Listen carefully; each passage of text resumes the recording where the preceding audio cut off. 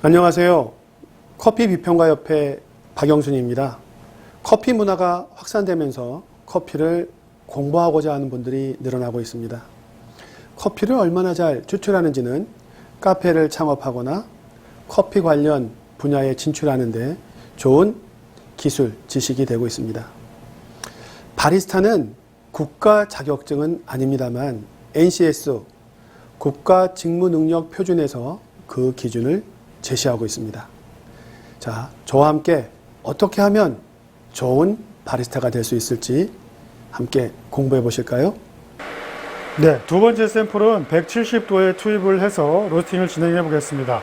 앞서 로스팅을 했던 거에 비해서 시간을 조금 길게 가는 그런 로스팅을 해 보겠고요. 배출은 비슷하게 190도 전후에서 배출해 보도록 하겠습니다. 자, 역시 생두를 호프에 넣겠고요. 170도가 되면 투입을 하겠습니다.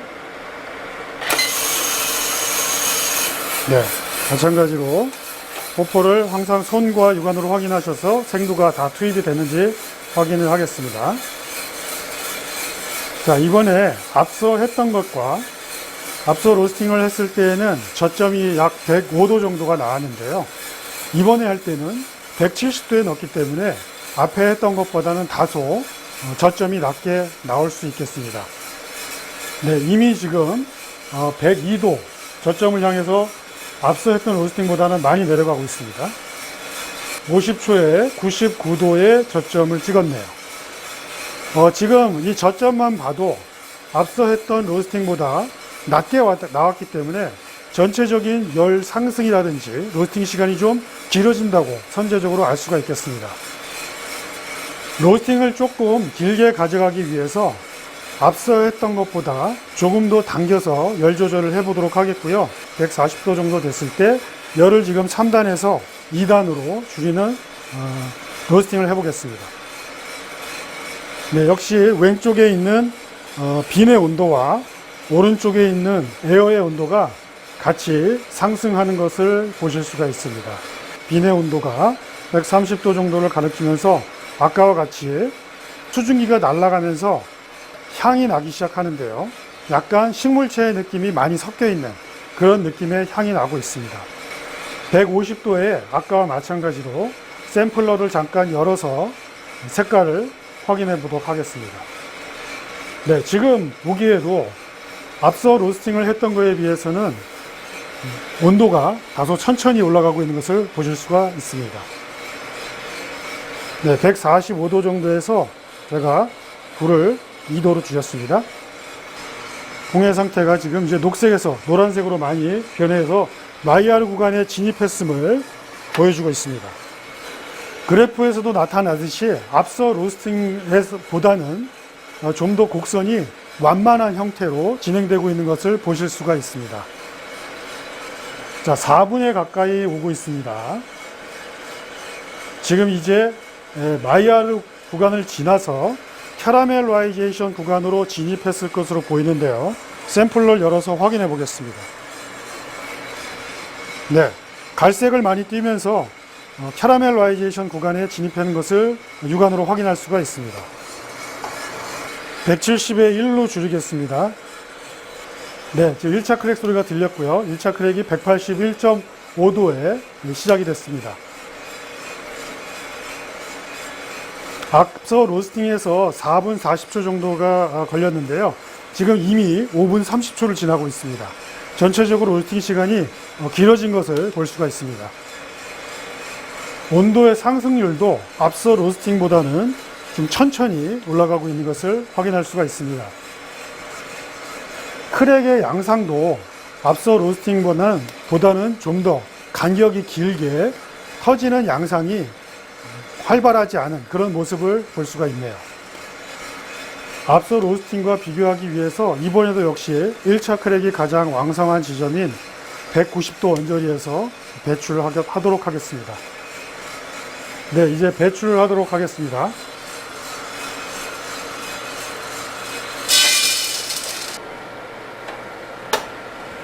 네, 총 로스팅에 걸린 시간은 6분 49초가 걸렸습니다. 앞서 로스팅 한 거에 비해서 2분 이상 로스팅이 길게 된 것을 보실 수가 있습니다. 네, 반열풍식 드럼 로스터의 구조에 대해서 설명드리도록 하겠습니다. 먼저 이 반열풍식 드럼 로스터의 특징은 전도열과 대류열이 같이 작용을 하는 로스터가 되겠습니다. 그래서 아래쪽에 보시면 이제 드럼에 직접 열을 가하고 있는 열원이 있습니다. 전기인 경우도 있고 이렇게 가스인 경우도 있습니다. 그래서 열원이 드럼을 직접 가열하기도 하고 이 드럼의 뒤쪽에 보면 구멍이 있습니다. 타공망이 있는데 요 위쪽에 공기의 흐름을 만들어주는 송풍기, 브로어가 있습니다. 이 브로어는 계속해서 켜놓게 되면 이 안에 드럼에 있는 공기를 바깥으로 빼내는 그런 역할을 해주는 장치가 되겠습니다. 여기에 열원을 켜게 되면 그 열원에 뜨거운 공기가 뒤쪽에 드럼에 있는 타공망을 타고 들어가서 드럼의 안쪽을 통과하게 됩니다. 그러면서 이쪽에 브로어가 연결되어 있는 송풍기 쪽으로 빨려 들어가게 되고요. 이 아래쪽에 보시면 원통형의 사이클론이 있습니다. 그 사이클론에서 로스팅을 하고 나서 나온 껍질인 체프는 조금 무게가 있기 때문에 아래쪽으로 떨어지게 됩니다. 그리고 뜨거운 열기만 이 브로어, 송풍기를 통해서 이제 바깥으로 빠져나가는 그런 구조가 되겠습니다. 자, 세부 설명을 드리면 여기에 있는 이것이 좀 전에 말씀드렸다시피 드럼 안에 있는 공기를 바깥쪽으로 공기의 흐름을 만들어주는 브로어, 즉 송풍기가 되겠습니다. 네, 여기에 있는 이 원뿔형 모양의 도구는 호퍼라고 합니다. 그래서 생두를 로스팅 전에 생두를 먼저 담아 놓는 곳이고요. 이제 여기에서 이 호퍼의 레버를 안으로 밀어넣게 되면 이제 생두가 이 드럼 안으로 들어가게 됩니다. 그래서 로스팅이 시작되게 되고요.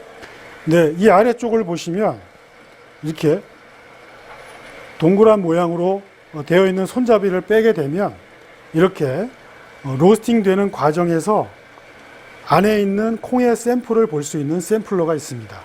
이 샘플러의 모양을 보시면 손잡이의 검은색 부분에 위쪽으로 담기게 되어 있기 때문에 이 검은색 부분이 11시 방향 쪽으로 된 상태에서 빼주시면 쉽게 용이하게 담을 수가 있습니다. 그 이유는 이 드럼의 회전 방향이 열어보겠습니다. 안에 드럼을 보시면 시계 방향 쪽으로 드럼이 도는 것을 보실 수가 있습니다. 그렇다는 것은 안에 있는 생두도 역시 시계 방향 쪽으로 돌면서 올라가면서 섞이는 이러한 형태가 되겠습니다. 그렇기 때문에 이 샘플러에 담기는 쪽이 11시 방향 쪽으로 기울어진 상태에서 빼주시면 돌아가는 모양에 따라서 생두가 좀 더 담기에 편한 상태가 되겠습니다. 자, 이제 배출할 때 배출을 하기 위해서 배출 레버가 있습니다. 이걸 열게 되면 이제 외부와 드럼 안이 열리게 됩니다. 그래서 안에 있는 원두가 이제 바깥으로 나오게 되는 것이고요.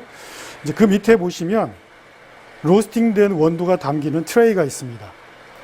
자, 이 트레이에 원두가 나오게 되면 여기 좌측에 있는 이 버튼을 눌러 주셔서 배출된 원두가 빠르게 냉각이 될 수 있도록 해야 됩니다. 트레이를 한번 들어보겠습니다. 이 아래쪽에 보시면 이제 팬이 돌아가는 걸 보실 수가 있어요. 한번 꺼보겠습니다. 네, 이렇게 멈추게 되고요. 평상시에 로스팅이 진행되고 있는 상황에서는 이렇게 팬을 꺼 있는 상태로 유지를 시켜주시고, 이제 로스팅이 끝나서 배출이 되게 되면 이거를 눌러서 아래와 같이 바람의 흐름을 만들어줘서 안에 있는 원두가, 담겨져 있는 원두가 빠르게 냉각이 될 수 있도록 해줍니다. 네, 조금 전에 설명드렸던 냉각 팬인데요. 이 냉각 팬은 지금 두 개의 배기구와 연결이 되어 있는 것 가운데 아래쪽에 있는 곳과 연결이 되어 있습니다. 그래서 이쪽에 아래쪽에 연결되어 있는 이 배기구는 트레이에 원두가 담긴 상태에서 빠르게 냉각을 시켜줄 때 바람의 방향을 이쪽으로 만들어주는 그런 배기구가 되겠습니다. 이쪽에 있는 배기구는 로스팅이 진행되는 과정에서 열풍에 의한 뜨거운 에어가 빠져나가는 그러한 배기구가 되겠습니다. 지금 연결되어 있는 부분을 보시면 브로워, 즉 송풍기하고 연결이 되어 있습니다.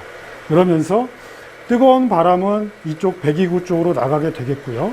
무게가 좀 있는 원두의 겉표면에서 나온 체프는 이렇게 사이클론을 통해서 아래쪽으로 포집되는 이런 형태가 되겠습니다. 네, 여기 있는 이 장치는요, 이 브로워의 속도를 조절하는 장치가 되겠습니다. 그래서 완전히 꺼지는 단계에서부터 레버를 돌려주시면 브로워의 강도가 조금씩 올라가서 최고 10단까지 올라가는 형태로 되어 있습니다. 이 브로워를 통해서 나가는 것들은 뜨거운 열과 동시에 연기가 나가게 됩니다. 캐러멜라이제이션 구간이 지나면서 이제 조직이 익기 시작하면 안에서 검은 연기가 나오기 시작하는데요. 그 연기가 이 브로워를 통해서 외부로 배출이 되게 되겠습니다. 브로워를 통해서 로스팅 중간에 나올 수 있는 흰 연기와 가스 같은 것들을 이제 빼주게 되는데요. 빠지는 양상을 보고 빠지는 정도가 조금 약하다라고 할 때는 여기에 있는 레버를 돌려서 좀 더 강하게 해줄 수 있겠습니다. 네, 이것은 체프 바지라는 것인데요. 이것은 드럼에서 트레이로 나오는 원두에서 일부 찌꺼기라든지 체프 같은 것들이 기계 안으로 들어가지 않기 위해서 포집되는 이제 그런 공간이 되겠습니다. 로스팅을 하시면서 수시로 이 체프 바지를 확인해 주셔야 하는데요. 그 이유는 여기에 체프가 많이 쌓여 있는 경우 자칫 화재로 연결될 수 있기 때문입니다. 자, 그리고 아래쪽에 보시면 이제 가스 버너가 있습니다. 이 버너를 보시면 이제 우리가 많이 사용하고 있는 가스 버너와 똑같은 구조로 밀어서 돌리면 이렇게 켜지는 구조가 되어 있고요. 불은 1단에서 4단까지 조절이 가능하게 되어 있습니다. 지금 불을 켜고 나니 보시면 온도계가 이제 상승하는 걸 보실 수가 있고요. 자, 불을 끄겠습니다. 그리고 이쪽에 있는 장치는 왼쪽을 가리키고 있는 것이 이 드럼 안의 온도, 즉 콩의 온도를 나타내는 온도계입니다. 그리고 이 오른쪽에 있는 것이 말씀드린 브로워가 드럼 안에 있는 열을 바깥으로 내보내고 있는 그 온도를 가리키고 있는 것입니다. 그리고 이 위에 있는 이 버튼은 이 머신의 메인 스위치가 되겠습니다. 그리고 잠깐 이 우측을 보시면 여기에 있는 이 포트는 사용하고 계신 컴퓨터와 연결을 해서 자동으로 그래프를 그려주는 아티산과 연결하는 포트가 되겠습니다. 가스가 공급되는 통이 보이실 텐데요. 가스를 한번 빼서 장착하는 것까지 한번 해보겠습니다. 네, 가스통을 빼실 때는 힘 주어서 살짝 힘을 주어서 빼주시면 되겠고요. 장착하실 때는 이 위에 홈 부분이 위쪽으로 12시 방향으로 오게끔 끼워주시면 되겠습니다. 마지막에 약간 힘을 주어서 살짝 밀어주시게 되면 딸깍하는 소리와 함께 장착이 되겠습니다. 네, 로스팅된 결과물의 중량을 한번 확인해 보도록 하겠습니다. 첫 번째 샘플입니다. 4분 40초 정도에서 로스팅이 끝마친 상대적으로 빠르게 간 로스팅 샘플이 되겠습니다. 총 중량 200g의 생두를 투입을 했고요. 중량 손실이 얼마나 있는지 보겠습니다.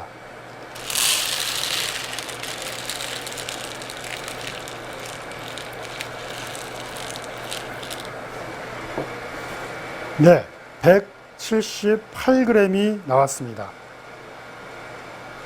약 11% 정도가 중량 손실이 있는 것으로 보이네요. 네, 두 번째 샘플 중량을 재보겠는데요. 두 번째 샘플은 상대적으로 2분이 더 넘게 로스팅이 진행된 느리게 간 로스팅 샘플이 되겠습니다. 중량을 한번 확인해 보겠습니다. 역시 생두의 무게는 200g이었습니다. 중량 손실이 얼마나 있는지 확인해 보겠습니다.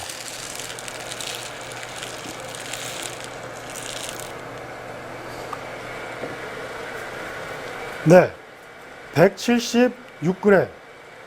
큰 차이는 없는 것으로 보입니다. 약 12% 정도 중량 손실이 있는 것으로 나오네요.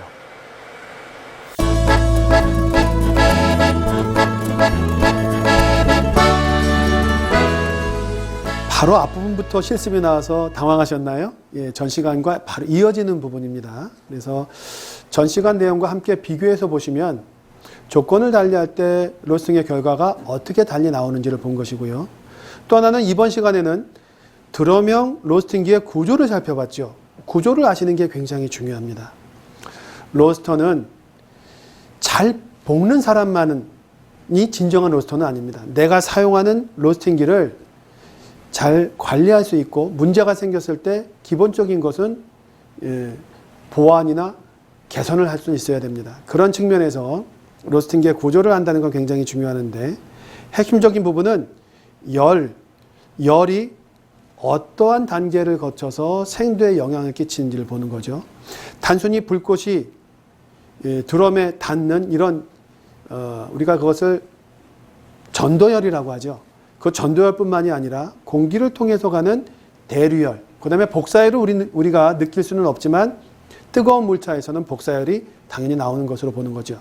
그래서 바로 이 전도열과 대류열이 어느 과정을 통해서 콩에 다가가고 있는지를 보시는 거고 그 대목의 어느 단계를 조절하느냐에 따라서 열량을 세게 줄 수 있고 적게 줄 수 있다라는 것은 구조를 알아야지만 우리가 조절할 수 있는 것입니다. 그리고 또 하나는 안전을 위해서 생두 겉면에 있는 실버 스킨이 체포로 빠져나오는 곳이 원활하게 나오는지 또 로스팅이 끝나고 나면 어느 부분을 청소를 해줘야 로스팅을 하면서 화재로 이어지지는 않을지 이렇게 미리 안전성을 예측하고 조절하고 대비할 수 있는 이러한 기능도 로스터가 반드시 갖춰야 될 중요한 자질인 것입니다.